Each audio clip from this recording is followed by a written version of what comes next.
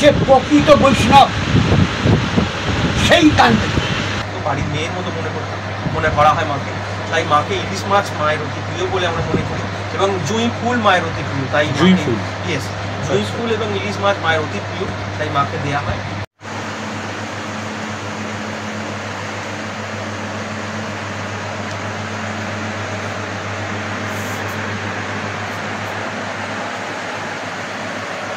ওনাকে স্বপ্নাদেশ যে তুমি আর কতদিন আমাকে ঘটে বা এই যন্ত্রে পূজা করো, আমাকে মূর্তি রূপে তুমি বাড়িতে এনে করছো। বাড়ির মেয়ে বলে তোমরা বলছো, আমাকে কি করে তোমরা উলঙ্গ রেখেছো, সকলে আসছো সকলের সাথে, আমি শাড়ি পরতে চাই, সাজতে চাই। থেকে সেই জায়গায় নামবেন আর এই সরু গলি দিয়ে আপনারা চলে আসবেন মন্দিরের দিকে।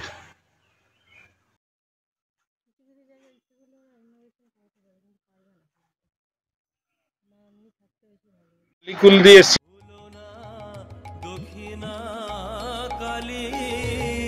বদ্ধ হয়ে মায়া জালে, ভুলো না দক্ষিণা কালী, বদ্ধ হয়ে মায়া জালে, ভেবে দেখ মন কেউ কারো নয়, মিছে ভ্রম ভূমণ্ডলে, ভেবে দেখ মন কেউ কারো নয়, মিছে ভ্রম ভূমণ্ডলে।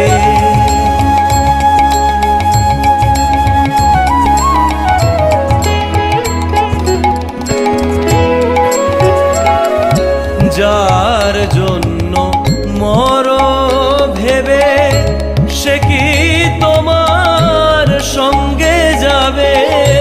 যার জন্য মর ভেবে, সে কি তোমার সঙ্গে যাবে? সেই প্রেয়সী দিবে ছড়া, অমঙ্গল হবে বলে, সেই প্রেয়সী দিবে জালে, ভেবে দেখ মন কেউ কারো নয়, মিছে ভ্রম ভূমণ্ডলে, ভেবে দেখ মন কেউ কারো নয়, মিছে ভ্রম। আপনার ছেলে কি করছেন? বাহ, এটা কি দীক্ষার ব্যাপার আছে আপনার কোনো? আচ্ছা আচ্ছা আচ্ছা, নামটা একটু যদি জানি। আমার নাম দেবজ্যোতি অধিকারী, আমি এই বর্তমান সবুজ কালী মন্দিরের আবহাওয়া। আচ্ছা দাদা, এই মন্দির সম্বন্ধে যদি একটু বলেন তাহলে ভক্তরা সব জানতে পারে। অনেকেই তো দূর দূর থেকে দেখছে এখন ইউটিউবে আপনাদের মন্দির সম্বন্ধে, যদি একটু আলোকপাত করেন মন্দিরের ব্যাপারে তাহলে সবাই আগ্রহ প্রকাশ করে। মন্দিরের বলতে আলোকপাত বলতে আমাদের বিশেষত্ব যেটা, মায়ের যে কারণে মাকে দর্শন করার জন্য সবাই ছুটে আসে, সেটা হচ্ছে মায়ের গাত্রবর্ণ, অর্থাৎ মায়ের গায়ের রং। সবুজ কালী মায়ের নামই হয়ে গেছে সবুজ কালী। অ্যাকচুয়ালি সবুজ কালী খুব একটা কোথাও নেই, আপনি আপনারা বা যারাই আসেন খুব একটা আমি সন্ধান কোথাও পাইনি যে অন্য কোথাও আছে বলে, প্রত্যেকে আছে। সবুজ কালী বলতে আপনারা এখানকার আমাদের মাকেই সবাই জানে বা আসে দর্শন। তো এই সবুজ কালী হওয়ার কথাটাই আপনাদেরকে একটু জানাবো। আমার দাদু ঈশ্বর স্বর্গত শ্রী শ্রী বটকৃষ্ণ অধিকারী ঠাকুর, উনি আজ থেকে প্রায় আপনাদেরকে যে কথাটা বলবো ধরুন 80 থেকে 90 বছর আগেকার কথা বলছি। সেই সময় আমার দাদু পড়াশোনা কমপ্লিট করেন। পড়াশোনা কমপ্লিট করার পর উনি চাকরি করেন, দিন রাতে চাকরি করতে বিভিন্ন জায়গায়। চাকরি করতে ওনার খুব একটা ভালো লাগতো। আসলে ছোটোবেলা থেকে উনি বাঁশি বাজাতে পারতেন, শিল্পী মতো মানুষ ছিলেন। তার সঙ্গে যেটা সবথেকে বড় ছিল, একটু ভাব খেয়ালি মানুষ ছিলেন। তাই ওই সমস্ত মানুষদের জন্য চাকরি, শিল্পী মানুষদের জন্য চাকরি অ্যাকচুয়ালি নয়। তো দাদুর চাকরি ভালো লাগতো না, পরিবারের চাপে প্লাস নিজেরও ভালো না লাগার জন্য অফিসে খুব একটা ভালো কাজ করতে পারতেন না, সেখানে লোকের কাছে বদনাম হতো। তাই দাদুর চাকরি থেকে রিজাইন করে দিয়ে উনি গ্রামে ফিরে চলে আসেন। এসে উনি আমাদের গ্রাম্য যা পেশা, যে চাষাবাদ করা বা অন্যের জমিতে কাজ করা, গরু পালন, আমাদের বাড়িতে তখন গরু ছিল, তখন দাদু ওই গরু নিয়ে মাঠে যেতেন, অন্যের জমিতে চাষ করতেন, যেটা ভাগ চাষি বলে বা লেবার যেটাকে বলে, ওই কাজ করতেন এবং বাঁশি বাজাতেন। দাদুর সঙ্গে কিন্তু বাঁশি থাকতো সবসময়। আমাদের গ্রামের শেষে মায়ের মন্দিরের পিছনে পাড়া আছে, আমাদের বৈষ্ণব পাড়া, এটা পুরোটাই হচ্ছে বৈষ্ণব পাড়া। আচ্ছা তো মায়ের মন্দিরের পিছনেই পাড়ার বৈষ্ণব পাড়া শেষ হচ্ছে, শেষ হওয়ার পর ওখানে শ্মশান, মহা শ্মশান আছে মাঠের মাঝখানে, এবং শ্মশানটা ঠিক আইল্যান্ডের মতো যদি আমরা বলি। চারিপাশটা কিন্তু হচ্ছে চাষের জমি, প্রায় 6-7 চারিদিকে চাষের জমি, মাঝখানে শ্মশান, মাঝখানে জঙ্গল এবং শ্মশান। আচ্ছা সেই শ্মশানেতে ওই গরু নিয়ে যেতেন, ওখানে বেঁধে দিতেন বা জমিতে কাজ করতেন, ওখানে বিশ্রামের জন্য শ্মশানের জঙ্গলে বসে মাসি বাড়ি। সঙ্গীত তো সাধারণ একটা অন্যতম মাধ্যম, আমি সব জায়গায় বলছি এই কথাটা। এবং দাদু আস্তে আস্তে কি হলো, মাসি বাজিয়ে, মাসি তো শ্রীকৃষ্ণের একটা প্রিয় মানে ইনস্ট্রুমেন্ট, ওনারই তৈরি বাঁশি। বাঁশি দাদুর বাজানো শুনে শ্রীকৃষ্ণ আকৃষ্ট হলেন এবং হয়তো উনি আরও কিছু উপলব্ধি করতে আরম্ভ করলেন, এবং পরবর্তীকালে উনি আধ্যাত্মিক জগতের দিকে আস্তে আস্তে পা বাড়তে শুরু করলেন, ওনার মনন সেই জায়গায় চলে যেতে শুরু করলেন। এবং দাদু একদিন গরু নিয়ে মাঠে গেছেন, ওই শ্মশানের মাঠে, এবং সেখানে দাদুকে একদিন হঠাৎ করে সাদা বস্ত্র পরিহিত এক সন্ন্যাসী, জটাধারী, ত্রিশূল কমণ্ডল হাতে খড়গ পায়, দাদুর নাম ধরে ডাকে যে বটকৃষ্ণ। দাদু তখন পিছন ঘুরে তাকায়, পিছন ঘুরে তাকানোর পর দাদু দেখে না এরকম একটা দিব্য পুরুষ দাঁড়িয়ে রয়েছেন, এবং ওনার যে দিব্য আলোক দৃষ্টি বা ছটা, সেই ওই দিব্য পুরুষের দিকে দাদু কিছু বলতে পারেননি, কোনো কিছু উত্তর দিতে পারেননি। দাদুকে উনি বলেন যে তোমার আজকে অমুক সময় তোমার দীক্ষা হবে, শ্মশানে আমার কুঠিরে এসে তুমি দেখা। দাদু তখন বাড়ি ফিরে আসেন, তারপর কিছু বলে উনি চলে যান শ্মশানের মধ্যে। দাদু বাড়ি ফিরে আসেন, দাদু মাকে ঘটনাটি বলেন, এবং তৎকালীন দিনে বুঝতেই পারছেন আজ থেকে 89 বছর আগেকার কথা। তখন বাড়ির লোক যে সন্ন্যাসী দেখা করতে বলেছে, যদি কিছু অমঙ্গল হয়, তাই দাদুর মা পারমিশন দেন, বলে যে না তুমি যাও, অবশ্যই যাও, না গেলে ক্ষতি হতে পারে। দাদু তো একটা আধ্যাত্মিক জগতের দিকে উনি পা বাড়াচ্ছিলেন, এবং ওনার একটা সন্ন্যাসী ডেকেছেন, দাদু তো পোয়া বাড়ো, দাদু মনের আনন্দেই ওনার কাছে গেলেন।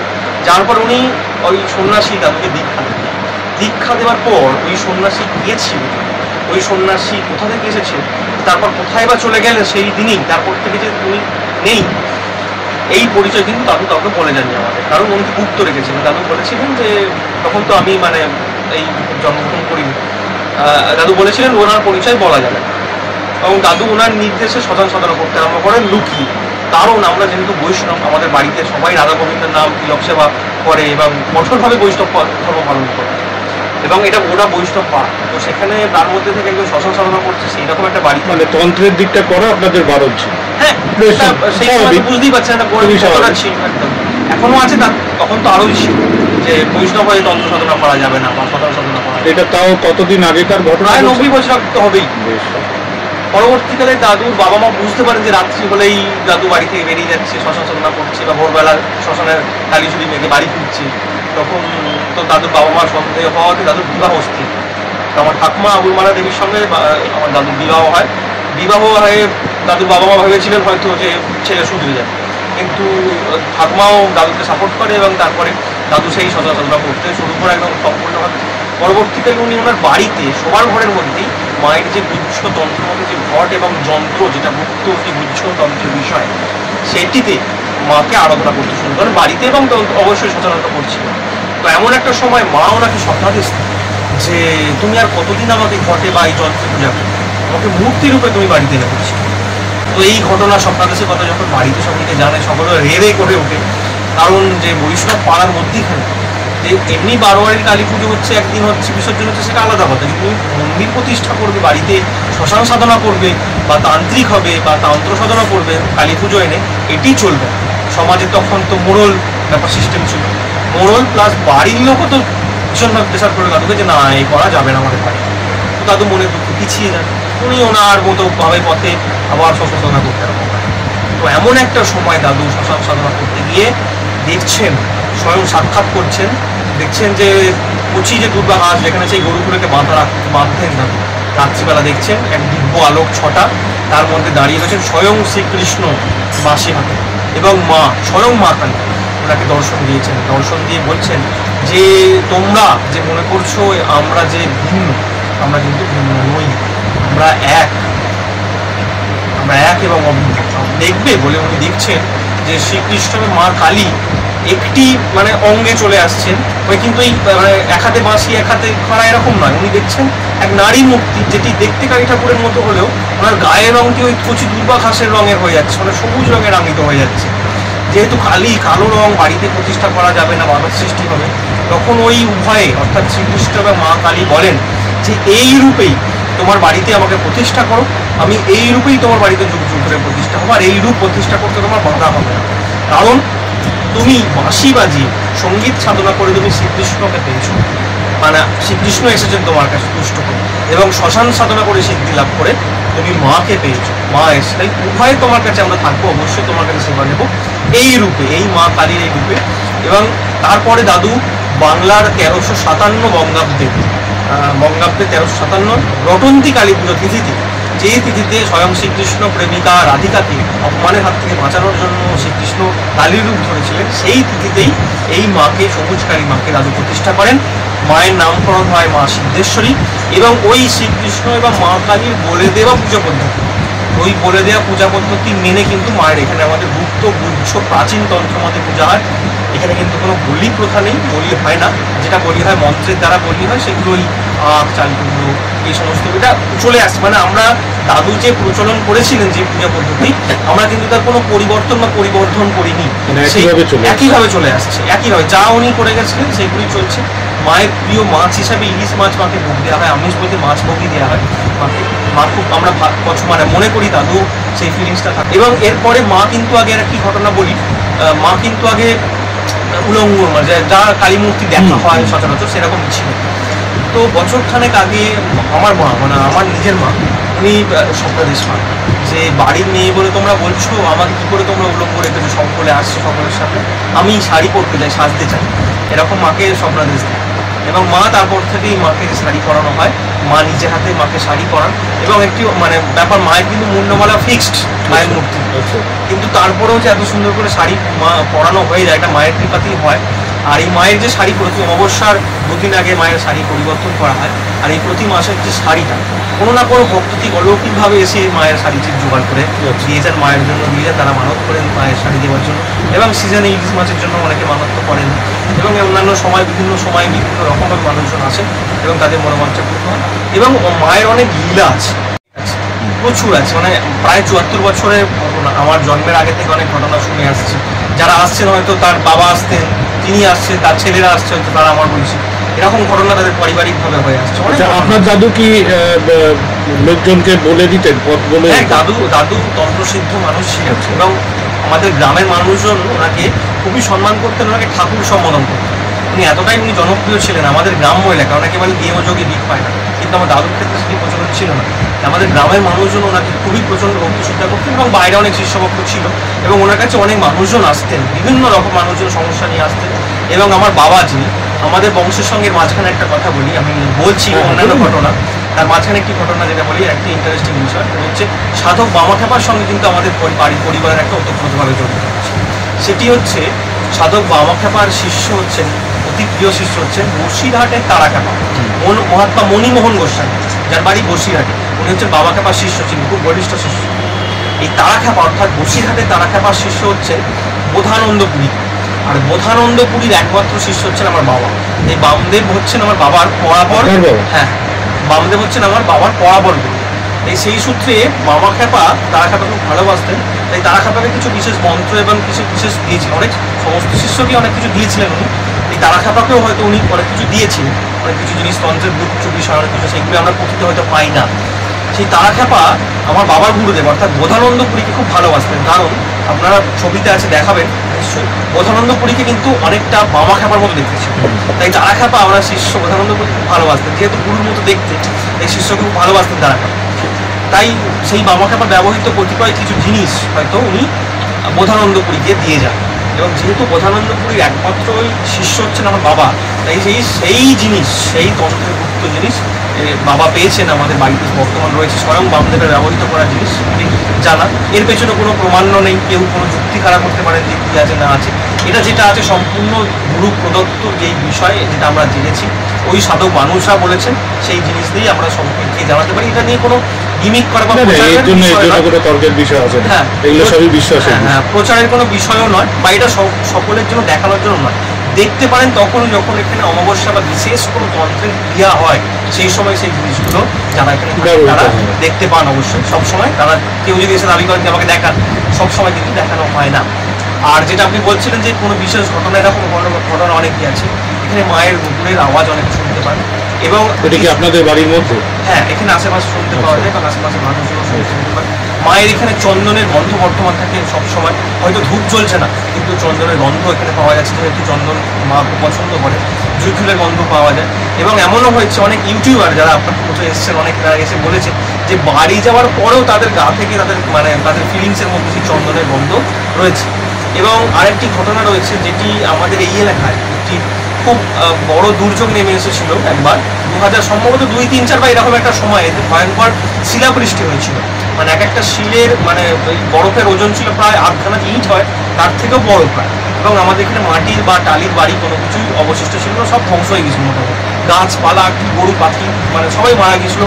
প্লাস মানুষ যারা এই সময় আলু ভাঙার সময়, এই যে একদম এই মার্চ মাসের শেষ বা এপ্রিলের শুরু, যে সময় মাঠ থেকে আলু তোলা হয়, সেই সময় মাঠের মাঝখানে চাষিরা থাকে, অনেক চাষি সেই শিলের আঘাতে মারা গেছে। মাঠের মাঝখানে তারা তো মারা যাবে, সেই রকম একটা সময় মায়ের মন্দির এখনো সেই কাঁচাই আছে। তাই মায়ের মন্দির তখনও পেটো খোলার ছিল চাল, এবং পেটো খোলার একটিও কিছু অবশিষ্ট ছিল না ওই অত বড় শিল্প। সকলে দেখতে এসেছিল যে মায়ের মূর্তি নিশ্চয়ই অক্ষত নেই, মায়ের মূর্তি নিশ্চয়ই ভেঙে গেছে, এরকম ছিল। কিন্তু সকলে এসে দেখেন, বা আমরাও তখন বাড়িতে দেখি যে মায়ের এই মূর্তিটা এখনো রয়েছে। সেই মূর্তিটা এটা মায়ের গায়ে কিন্তু এখনো জলস্পর্শ পর্যন্ত, অত বৃষ্টি ঝড় শিল মাকে কোনো স্পর্শ হয়নি। মায়ের মাথার চালের একটিও খোলা অবশিষ্ট নেই, অথচ মায়ের গায়ে স্পর্শ হয়নি। মা কিন্তু মাটির মূর্তি, মৃন্ময় মূর্তি। এরকম অনেক ঘটনা আছে। আরেকবার হয়েছিল মায়ের চুরির চেষ্টা হয়েছিল, চুরির চেষ্টা বলাই ভালো, কারণ মায়ের মন্দিরে সেদিন আমাদের বাড়িতে কেউ ছিল না। সকলে যখন সকালে বাড়ি আসে দেখে যে মায়ের মন্দিরের দরজা খোলা, সকলে তখন বুঝতে অসুবিধা নেই যে মায়ের মন্দিরে চুরি হয়েছে। সকলে এসে দেখে তখন এই মায়ের বেদির পাশে মায়ের একটা পঞ্চমুণ্ড এবং নবরাত্রির বেদি, দাদু প্রতিষ্ঠান, একটা বাবা সাধনা করেন। মায়ের দুপাশে দুটো ত্রিশূল রাখা, দাদু সাধনা করা ত্রিশূল। সেই ত্রিশূল দুটি ঠিক এইভাবে মায়ের দুপাশে একটা একদিক থেকে একদিকে হেলে এইভাবে গার্ড হয়ে একটা খাপে খাপে আটকে আছে।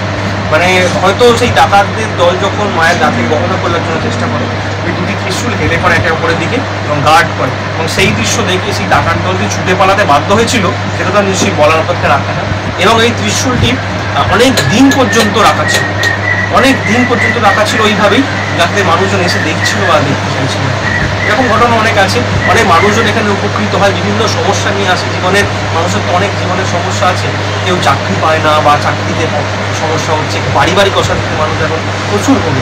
মাকে যদি কেউ এসে কেঁদে বলে বা মায়ের এখানে যদি প্রতিকার, মায়ের যা জিনিস কেউ যদি নেন বা মায়ের আশীর্বাদ প্রাপ্ত করেন, আশা করি তার জীবন এরকম অনেক ভুড়ি ভুড়ি আছে সারা পশ্চিমবঙ্গের মানুষজন আসেন এবং তারা অনেক সুখে আছেন এবং শান্তিতে আছেন।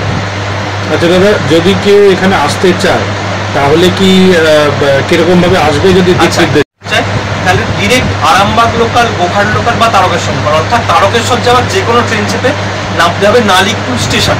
নালিকুল স্টেশনের 3 নম্বর প্ল্যাটফর্ম দিয়ে বাইরে বেরোলেই শিয়াখালা যাওয়ার অটো স্ট্যান্ড, জাস্ট প্ল্যাটফর্ম পাশেই নালিকুল শিয়াখালা অটো। সেই অটোতে চাপবেন, চেপে বলবেন যে সবুজকালী মন্দির বা নারকেলতলা স্টপেজ। ড্রাইভারকে বললেই তারা নামিয়ে দেবে। আর যদি কেউ বাসে আসতে চান, আরামবাগগামী যে কোনো বাসে, ধর্মতলা থেকে বাস আসছে, স্প্যানেট থেকে বাস আসছে, বনুগুলি থেকে বাস আসছে, যে কোনো জায়গা থেকে আরামবাগগামী বাস বা চাপাডাঙ্গাগামী বাস বা বাঁকুড়াগামী যে কোনো বাস যেগুলি ভায়া ডানকুনি হয়ে আসছে, সেই বাসে নামতে হবে শিয়াখালা স্টপেজে নেবে। ওখান থেকে সেই নালিকুল যাওয়ার অটো চাপতে হবে, অটো চেপে নামতে হবে সবুজকালী বা নারকেলতলা স্টপেজ। আর আমাদের মন্দিরের দর্শন শুরু হয় সকাল 10টা থেকে, সারাদিন মায়ের মন্দির খোলা থাকে রাত্রি 10টা পর্যন্ত। কিন্তু পুজো দেওয়ার একটি বিশেষ সময় রয়েছে, তাই সকাল 11টা থেকে 12টা পর্যন্ত মায়ের পুজো দেওয়ার সময়, এবং সন্ধ্যে 6টা থেকে 8টা পর্যন্ত মায়ের পুজো দেওয়ার সময়। অন্য সময়ে দর্শন হবে কিন্তু পুজো বা অঞ্জলি দেওয়া যাবে না। হয়তো কেউ পুজো দিয়ে গেলেন, সেটি সন্ধ্যেবেলায় মায়ের পুজো হলো, কিন্তু যে সামনে থেকে পুজো দেখা বা এটির সময় হচ্ছে আমাদের ওই সকালে 11টা থেকে 12টার মধ্যে মায়ের পুজো সম্পূর্ণ হয়। আর অমাবস্যা তিথিতে, প্রতিটা অমাবস্যা তিথিতে এখানে মায়ের পূজা অনুষ্ঠিত হয়, ভোগ হয়, হোমাহুতি হয়। যারা বিভিন্ন সমস্যায় আপনাকে বলছিলাম তারা আসেন, আহুতি দেয় এবং ভোগ সেবা করে। এবং অবশ্যই অনেকে বলে যে মাকে আমরা আজকে ইলিশ মাছের ভোগ দিতে চাই, বা মাকে মাছের ভোগ দিতে চাই, বা মাকে আজকে আমরা মায়ের আজকের ভোগের দায়িত্বটা আমরা দিতে চাই। এরকম অনেকে আমার সঙ্গে যোগাযোগ করতে পারেন। তাহলে আমার মোবাইল নাম্বার হচ্ছে 81116032 631। ন্যূনতম ভোগের যে বিরাট কিছু খরচা হয় এমন কিছু নয়, তেমন কিছু করেও না, তাই যাই যার যেরকম মনোবাঞ্ছা মানে আপনার সঙ্গে যোগাযোগ করে নিলে এই ব্যবস্থা একদম পাওয়া আমি যায়। বলে দেবো, ডিটেলস একদম বলে দিতে পারবো। আর মায়ের মন্দির খোলা বন্ধুর সময় পাবো। আর কোনো রকম ভাবে আসতে অসুবিধা হলে ফোন করে দিতে পারবো। আচ্ছা, আর আপনাদের এখানে মানে বাৎসরিক উৎসব তো এই রটন্তী কালী পূজা মায়ের এখানে বাৎসরিক উৎসব হয়। সেই দিন কয়েক হাজার হাজার মানুষের ভোগ সেবা করে, সারা দিনের অনুষ্ঠান, সারা রাত মায়ের পূজা অনুষ্ঠিত হয় এবং সাংস্কৃতিক অনুষ্ঠান হয়, প্রচুর মানুষজন আসে সেই দিন। এবং বিশেষ বিশেষ প্রতিদিন অমাবস্যা হয়, কারণ বিশেষ কয়েকটি অমাবস্যা তিথি যেগুলি হচ্ছে যেমন আসন্ন জ্যৈষ্ঠ মাসের ফলহারিণী কালী পূজা, দীপান্বিতা, তারপর আপনার ভাদ্র মাসের কৌশিকী অমাবস্যা, তারপরে আপনার আছে রটন্তী কালী পুজো। এই বিশেষ বিশেষ বিশেষ অমাবস্যায় আরো বড় করে মায়ের ভোগ হয়, পূজা অনুষ্ঠিত হয় এবং তার সঙ্গে অন্নপূর্ণা পুজো, অন্নকূট উৎসব পালিত হয়। সেই আবার এখানেও একটি কথা আছে, অন্নকূট উৎসবেতে মাকে অন্ন দেওয়া হয়। সেই অন্নকূট উৎসবে অনেক মানুষজন ভোগ খায়, আমিষ ভোগ খায়। সেই অন্নকূট উৎসবের দায়িত্ব একজন ভক্ত এক একজন নিয়ে। কেউ যদি মনে করে যে আমি, অনেকেই ফোন করে আমাকে বলেন যে অন্নকূট উৎসবের দায়িত্বটা এবার আমি নিতে চাই, মায়ের অন্নের দায়িত্ব নিতে চাই, তাই সেক্ষেত্রেও আপনারা অনেকে ফোন করে দিতে পারেন। বা অন্নপূর্ণা উৎসবে আগাম আমি আমন্ত্রণ জানালাম দর্শকদের, আপনারা ফোন করে নিয়ে আসতে পারেন এবং আপনাদেরকেও অবশ্যই আমন্ত্রণ। অবশ্যই, ধন্যবাদ। ঠিক আছে দাদা, অসংখ্য ধন্যবাদ। ও বাবা, এখানে মায়ের সবুজকালীভাবে একটা প্রচার হয়ে গেছে বিশাল, কিন্তু মায়ের এখানে সবুজকালী নাম নয়, সবুজ বর্ণের জন্য মায়ের সবুজকালীতে রাখা হয়। কিন্তু এখানকার মায়ের নাম হচ্ছে সিদ্ধেশ্বরী।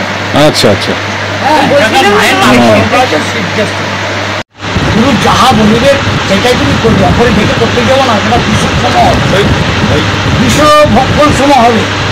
এটা তার থেকেই বলছে সদ্গুরু হবে, যে প্রকৃত বৈষ্ণব সেই টানবে। এখানে যদি কেউ তর্ক করে, কেউ জানতে চায়, আমার সামনে এসে বলতে হবে, ফোনে আমি কথা বলবো না। কারণ হচ্ছে আমার সবল ইন্দ্রিয় সবসময় ফালতু কথা শোনার জন্য আমার কাজ করে না। আমার বিশেষ বিশেষ কাজ করে, বিশেষ বিশেষ জিনিস কাজ আমার সবল। তাদের ফোনে কেউ কী কী ফালতু কথা বলবে আমি শুনে, আমি ফোনে আলোচনা হয় আমি বলবো পণ্ডিত মশাইদের কাছে এরা যদি জিজ্ঞাসা করবেন। আর পণ্ডিত মশাইরা কী ভাবলেন, সাধারণ এরা কী ভাবলেন, আমি কিছু ভাবি না। আমার ভাবনা হচ্ছে অন্তঃসত্ত্বা বহিঃশৈবা সবায়ান বৈষ্ণবতা। এ কীভাবে ভাব গোপন করে, আমি সংক্ষেপে বললাম, আরও শ্লোকটা আছে। এ কীভাবে ভাব গোপন করে সে স্মৃতি লাভ করেছেন, তার আচার পুত্ররা জানে না। এটা লোক দেখানি, তিলক নয়, লোক দেখানি মাথায় ওই যেটাকে বলা হয় ওই চৈতন্য আছে, তাদের কতখানি চৈতন্য হয়েছে না আমি সেটাই জানি না।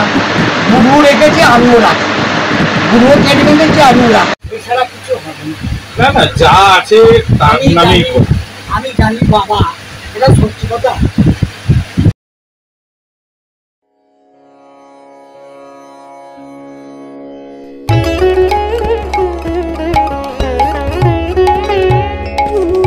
ভেবে দেখ মন কেউ কারু নয়, মিছে ভ্রম ভুমন।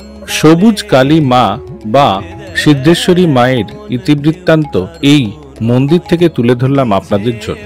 আশা করি আপনাদের পর্বটি ভালো লাগবে। যদি কোনো কমেন্ট করেন তাহলে কমেন্ট বক্সে পাঠাতে পারেন এবং লাইক, শেয়ার এবং সাবস্ক্রাইবের অনুরোধ রইল প্রতিবারের মতো। সঙ্গে থাকুন, দেখতে থাকুন আমার চ্যানেল। ধন্যবাদ। ভুল